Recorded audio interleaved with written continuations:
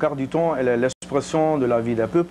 Pour ainsi prêter l'expression à mon ami Mohamed Mars Camara, le grand présentateur de la grande émission Découverte. Monsieur Camara est invité dans cette émission, il n'est pas journaliste.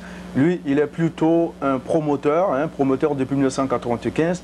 5 ans après son arrivée ici aux États-Unis, c'est auprès donc d'un Guyanais qu'il a pris le show business, où il a eu l'engouement.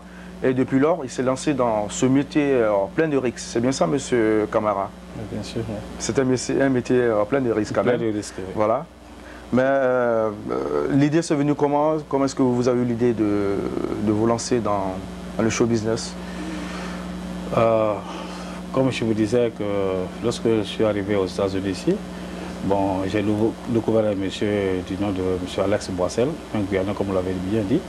Bon, ça m'a intéressé et j'ai constaté que chaque fois qu'on allait dans les concerts, bon, c'était toujours des autres pays qui venaient, des artistes venant d'autres pays.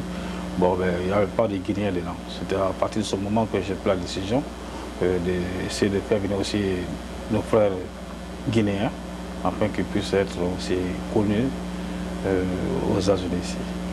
Alors, donc, question patriotique, c'est bien ça? Bien sûr. Alors, donc, quelque part, ça a réveillé en vous une colère et vous vous avez dit, voilà, moi aussi, je veux faire quelque chose pour la Guinée. Et vous avez dit que ça va certainement les intéresser. Oui. Ouais. Oui, effectivement, c'est ça, parce que je me suis dit que si, comme je ferais comme les autres, faire venir des artistes guinéens, bon, ça permettra également aux Guinéens de se recréer et puis essayer d'essayer au moins, comme on le dit toujours, que la musique adoucit les mœurs, bon, essayer aussi de se distraire, quoi.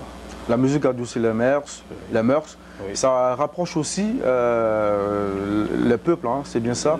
Alors donc ça a permis un regroupement, un retrouvaille, un regroupement des retrouvailles, je veux dire, de tous les Guinéens autour de la musique. Oui. Alors donc, est-ce qu'on peut savoir quels sont les artistes que M. Camara a produits en spectacle ici, les artistes guinéens?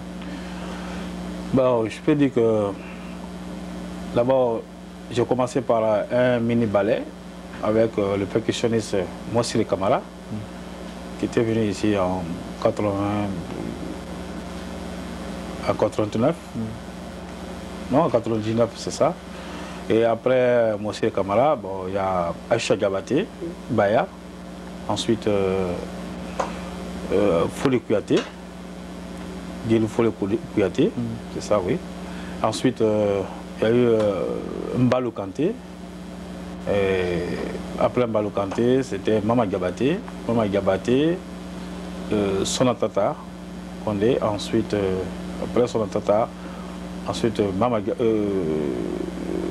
Mbalou Kanté, Aïcha Diabaté encore, et Abraham Santi Koundouaka. Et aujourd'hui, nous recevons au moins... C'est la star guinéenne actuellement. Oui, bien sûr. Nous recevons 3 grands stars également. Il faut les citer, les citer. Vous avez Yaya Bangoura, qu'on appelle El Bangous, et ensuite vous avez Lama Sidibé, et Kouyaté, Sekouba Patako. Alors c'est important de les citer comme ça, question d'ostentation, question de crédibilité, de référence, de confiance. C'est vraiment important pour vous, M. Camara. On dit que la modestie appartient aux faibles. Qu'en pensez-vous?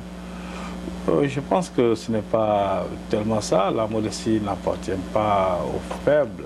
Enfin, ça dépend de la manière dont vous jugez cette phrase-là, ce mot-là. Sinon, moi, je pense que ce n'est pas une faiblesse.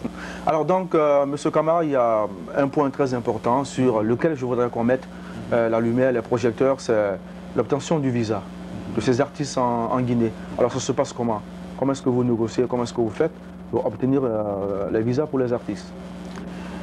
Bon, vous savez qu'aux États-Unis ici, tout est une question de procédure. On ne peut pas déplacer un artiste comme ça, il faut toujours utiliser la procédure qui a été demandée. Il faut s'adresser aux autorités, en l'occurrence d'abord les avocats, et c'est à l'avocat de poursuivre le dossier au niveau de l'immigration. Et lorsque l'immigration donne son autorisation, je pense que le dossier, si le dossier agrée au niveau de l'immigration, bon, je crois que vous avez une facilité d'avoir l'obtenir le visa au niveau des ambassades. Alors donc, vous êtes reconnu aux États-Unis en tant que promoteur? Oui. Est-ce qu'il y a un texte juridique qui vous engage à être promoteur ici aux États-Unis? Oui, bien sûr, parce qu'il faut avoir une licence au niveau de la Fédération des musiciens américains. D'accord. Alors, malgré tous ces dossiers fournis en bonne et due forme, l'obtention du visa n'est toujours pas incontestable. En principe, ça ne devait pas être contestable, mais comme vous savez, la loi américaine, il est toujours dit dans les formulaires que l'immigration donne l'autorisation, mais il appartient à l'autorité consulaire de juger la validité, la crédibilité de l'artiste. Alors donc, le dernier mot revient au consulat. Alors le dernier mot lui revient. Oui. Quels sont donc les principes sur lesquels il se base pour refuser par exemple l'obtention du visa, à votre avis? Bon, je ne sais pas exactement, mais seulement, moi je pense que lorsque vous avez la pétition, c'est-à-dire que vous avez le permis de travail, nous appelons ici le P3, lorsque l'immigration délivre ce permis de travail, ce permis de travail est envoyé au niveau de l'ambassade et au niveau de l'aéroport, aux autorités aéroportières. Bon, l'artiste est convoqué à l'ambassade et il vient avec ses documents et il passe à l'interview. Bon, il ne sait pas sur quelle base, sur quels critères le consul, soit il accepte ou bien il refuse. Parce que des fois, on demande aux artistes d'avoir une expérience.